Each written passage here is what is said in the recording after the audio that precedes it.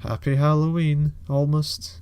Sort of. It's still September, but it's good enough, you know? Oh, and I hate the title as well, but these videos seem to have been popping up recently. 2-hour long rants on why something that's popular is awful. People parrot the opinions of the video, usually without even playing the game or watching the show, and hey, that's why you're not allowed to enjoy any Mario games anymore. I'm not going to make this video 2 hours long, but I will take advantage of a slight trend, because recently I finished Resident Evil 7 the same day I started it, and it made me want to play more of these first-person horror titles I haven't touched for a while. So I went through what I had and saw Outlast. I remembered enjoying it when I played it a few years ago, and people are still in love with it, so I gave it another go.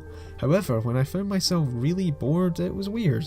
The reviews for this game are consistently amazing even to this day, and I've enjoyed plenty of similar games. I've even liked this game before, but something's changed. I can't really tell why my opinion's changed, but I do know exactly why I like the game now. No, fuck. I can't really tell why my opinion's changed, but I do know exactly why I don't like it now. So what do you do when you don't like a game? You keep playing it, of course, and with all these cool and rad videos going around, I'll make my own on a game that I don't hate, and my opinions on it are really subjective. So that's what we're doing. Happy Halloween, Daniel. That's probably not your name, but if it is, I fucking scared you, didn't I? So Outlast has you playing as, Miles Upshur, a freelance journalist, that's 2 of these games in a row, who is told about strange things going on at Mount Massive Asylum. Once you go inside, you're given a warm welcome, look around, and then realise that maybe something isn't quite right. I can't really go much further without spoilers. It's a horror game, so throughout the game you're pretty much in the dark and only learn things slowly through things like documents. It's kind of fun uncovering the mystery. This keeps sounding like the last video, although it does use a lot of ideas I'd swear I've seen before. You could say, oh, it's all these fun horror cliches you know and love, and I guess you could be right, but I feel like it's the wrong place to do that. If you really want to have some kind of celebration of horror, I feel like you have to go all out. Make a game like Blood or something, an action horror title that can show everything without it feeling forced. When you use that card here, while trying to immerse me into the experience, it either comes off as lazy or takes me out of the experience. I don't even know if this was the developer's intentions, I just hear it a lot. I also don't like the notes. You have 2 ways of looking around, normally and with a camera, and if you have the camera, Miles will take notes, so naturally I kept the camera out at all times. It reduces FOV, but I want the extra details. Turns out all he writes is exactly what you're supposed to think, like, that's fucked up, or that's weird. The only extra info I saw was the setup for a twist, but the notes just end up making the twist really predictable. Overall though, the story is okay, at least when you don't know what's going on. It works as a way to pull you through the hospital, which incidentally looks pretty good, mostly. The game looks really bleak with this colour palette of just greens and browns and greys, and this one really specific shade of blue. I like a lot of the textures. The wallpaper is covered in cracks and lumps in the paint, the windows are all dusty and hard to see through, and everything in the bathroom looks really dirty and kind of unsettling. Look at these mirrors, it feels creepy but oddly familiar. Areas can get kind of samey, but that doesn't take too much away from just how good it looks. The texture quality isn't perfect, but this is often masked by the great lighting. The game often puts you into completely pitch black areas where not even your flashlight will help much. It makes you feel blinded and kind of weak as you stumble around looking for a way out. Even in lit areas, it looks really dull and never feels like you can see everything. You just always feel a little bit blind. The shadows are basically pitch black, and I really like that. I like that often the game forces you to just walk from bright areas into complete darkness. All the lighting seems to have been perfectly tweaked to make you feel weak and unsure of what's around you. The flashlight too is good because it's not a typical flashlight that perfectly illuminates where you're looking. It instead creates this weird night vision effect that helps out in dark areas but keeps you from seeing everything, and makes you feel somehow sort of weak again because it takes away so much colour and makes the area harder to survey and mentally take in. There is one thing I don't like about the presentation though, and that's character designs. A lot of the characters look fairly generic. It's exactly what would pop into your head when you think of an inmate, but usually with some physical deformity to make it more spooky. Even with the slightly weirder characters, I still feel like I've seen them before. There's a character in the game who resembles a doctor, but is more like a mad butcher who cuts you apart with these sharp, huge blades. Pretty creepy, right? He looks like this though. That's a fucking robotic eye! There are parts of this design that I kinda like. I like just how skinny he is and how old and dirty the apron is, but then I see these wires and It just looks really dumb. The problem I find with these designs are that they tread an awkward middle ground between being indescribable monstrosities and just people. Either of these ends can be scary. Obviously something like the Grey Child from Silent Hill is scary because you can't completely tell what it is.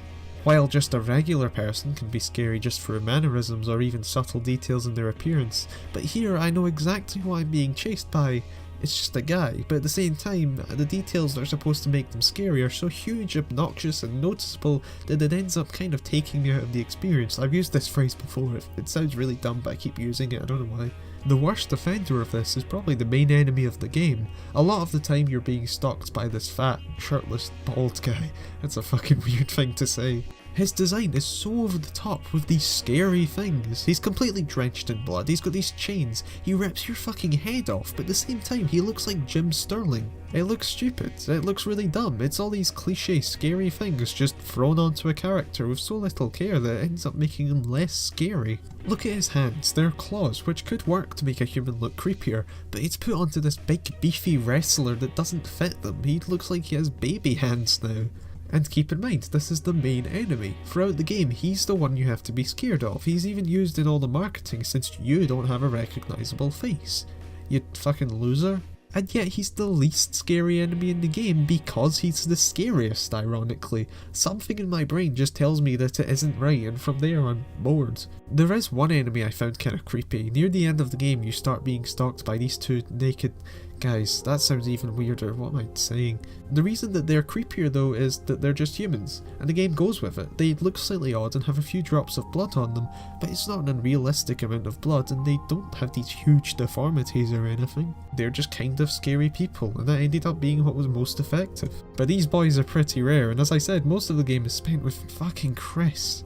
Now the gameplay of Outlast is very simple, almost too simple. The game just has you making your way through the hospital, but often the gameplay puts you into an area with an enemy and tells you to do something like turn on 2 generators or something like that. You're given no weapons, you need to survive simply by avoiding the enemy and hiding. That's another problem I have with this game, hiding. When you're next to certain objects like a bed or a locker, a prompt will appear and you'll be able to hide from the enemy. Unless the enemy sees you going into the hiding spot, they won't find you, no matter what. And for me, this completely destroys a lot of the tension for a few reasons. One thing is the way enemies react to these hiding spots. Let's say you've been caught and you're being chased. You run through this room and go through this door into the other area. Since the enemy lost sight of you, it's safe to enter a hiding spot. When the enemy enters the same room as you, they stand next to your hiding spot for a few seconds as the music changes, but then goes on to check a different hiding spot or doesn't check any if there's none nearby. This exact scenario happens pretty much every time you're caught if you have knowledge of surrounding area, with a different level layout obviously. I can see how having the enemy stand right there next to you as they search for you could be tense the first few times, but not long after you see exactly what's happening. Of course, if they don't know where you are, they're not going to guess. That would be bad design to determine your life on a coin flip, but the alternative we get ends up completely void of any tension or scares. When you know exactly where you're safe and exactly what's going to happen, you don't react with fear, you react with slight annoyance as you shuffle back to a safe area like you're a 5-year-old playing What's the Time, Mr. Wolf. But I'll have you know, I'm actually older than a 5-year-old and I want to be shown the coward that I am. And you might say, well, what if there's not a hiding spot nearby? And I'd say, ha, you've been caught on my trap, you dick. Because that's another problem I have. You know these safe rooms in games like Resident Evil? They're a rare, calm break from the madness outside, a moment to collect yourself and prepare for what's ahead. And also usually listen to the best music in the game because Christ, some of that stuff is really good. Well, in Outlast, it feels like that moment's constant. What I mean is, you spend way too much time hiding, and I mean that in more ways than one. For how small these areas are, there's way too many hiding spots. A lot of tension is taken away when you know that there's a completely safe area like a few meters away. It never really feels like the levels are designed to use the stealth mechanics to their most. There weren't many moments where I would wait for the enemy to walk by and then quickly move ahead. Instead you hide for ages until the enemy walks away, at which point you can move on. While you are doing technically the same thing, the psychology of it makes it feel so much less scary. I remember this bit in Resident Evil 7. Marguerite walks back and forth down this corridor and you have a safe place to hide behind this box. Now replace the box with a locker you can hide in and it's made so much less tense. Because while you will never be caught behind this box, it's the fact that you're out in the open. The game doesn't tell you when you go into the spot that hey, you're now hidden, it just has you sit there as she walks by. The first few times you go through this section you feel tense because you have no idea if there's a chance she will walk around this corner and spot you. If the box was replaced with a locker though, you would have your previous hours of experience to show that you'll be fine sitting here. And there's a lot of sitting here, like too much. The enemies seem to walk as slow as fucking possible because you're just sat there, waiting and waiting. And call me impatient, but it gets to a point where any tension the moment had passed and you're just waiting to move on. Hell, a lot of the time I would subconsciously look around my real life surroundings out of boredom, and that can completely take you out of any immersion you had. If they made the enemies just a bit faster so there wasn't so much waiting, it would improve a surprising amount. Lastly, I don't like how few options you have in gameplay and how there's very little resource management. As I've said, the hiding is one of the only ways you defend yourself in this, and that removes any fear of what's to come. Surprisingly, I found myself in some ways more scared playing Resi 4 than Outlast. Weird, right? The reason for this is the fact I had to manage every healing item and bullet I had. You have to really make shots count in that game, taking advantage of the enemy weak points and using all the weapons you have. And so when these huge threatening enemies approach that simply soak up bullets, something else soaks up. I didn't actually piss myself to Resident Evil 4 by the way, or any Resident Evil or Outlast, just please don't spread that rumour, I'm begging you. The point is that because of the way the gameplay worked, the strong enemies the future held were made really threatening in more ways than their visual design. If you run out of ammo in this, then you're kinda fucked. Simple, you can't buy ammo and the game isn't going to slow down because you played poorly. This probably won't happen, but the fact it can gives so much more weight and tension to everything, and the game benefits from it incredibly. Outlast doesn't have anything like that though. You're only given one method of survival and that method has unlimited use, so you're never expecting to do anything more and you never have any fear of ruining your save. If the game had any equivalent to the regenerators, they wouldn't be seen as much of a threat because you can deal with them in the exact same way you can deal with every other enemy. There is one enemy right at the end that you have to run from rather than hiding, but even then it's kind of easier in some ways. Apart from that though, everything is beaten in the exact same way with no tweaks throughout the game, and it's just really boring. What's funny is that giving me a gun would kind of make the game more tense in a way, because I'd be expecting some big boss fight where I'd have to use combat. I know people say it's scarier if you don't have weapons, and I get that, but the weapons don't need to be fucking machine guns that kill enemies in one hit. Give me like a weak 9mm pistol and barely any ammo, and then make me use different strategies to progress. It would keep me alert and have me worry about ammo. You'd have to tweak the game a bunch to fit this in, but I think it would work well. You do have resource management in the form of the torch, but it's not that effective. On higher difficulties I'm sure it works okay because of how few batteries you can hold, but even on hard you get way too many and can hold way too many. And it's not like the torch is that critical anyway. There are moments where you definitely need it, but a lot of the time it makes viewing things harder and I don't see anyone keeping it on for more than a few seconds. Overall, this is the worst game I've ever played. Nah, I'm just kidding, it's not awful. In fact, there were moments where it got me a bit. Some of these chases were really intense, and there's these bits like here where the game just lets the atmosphere sink in and it's kind of creepy.